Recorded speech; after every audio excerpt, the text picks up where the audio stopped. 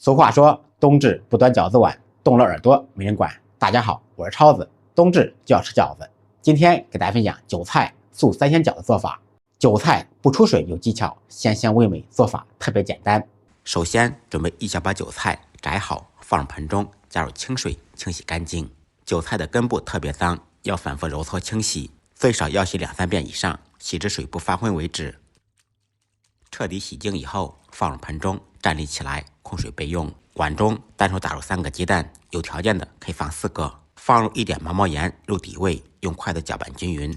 起锅，锅烧热，放少许油，锅热油热以后，倒入打好的蛋液。炒鸡蛋时，高油温大火猛炒，这样炒出来的鸡蛋呈蜂窝状，可以更好的吸水和吸味。下锅以后，用勺子不停的搅拌，把鸡蛋炒熟炒碎。炒好的鸡蛋关火晾凉备用。控干水分的韭菜放到案板上，用刀切碎。切好以后放入大碗中备用。再准备少许黑木耳，提前用温水泡发好，用刀切成细丝，再切成小粒。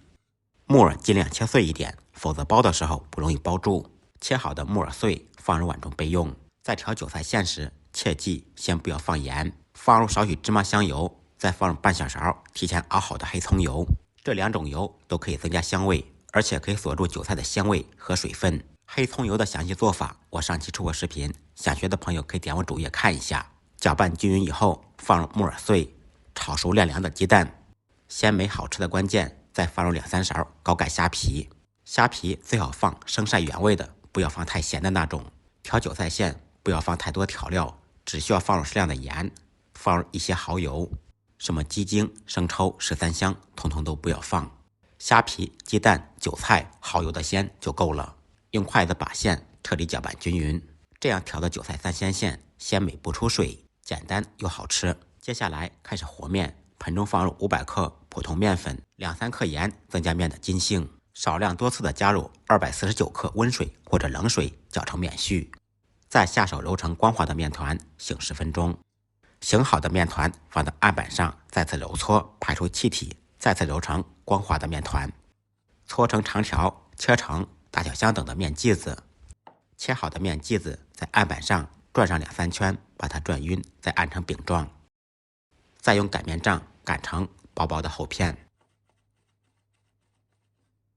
擀好的面片放上调好的韭菜馅，自己做自己吃，馅多放一点，薄皮打馅才最好吃。然后想尽一切办法把它包住。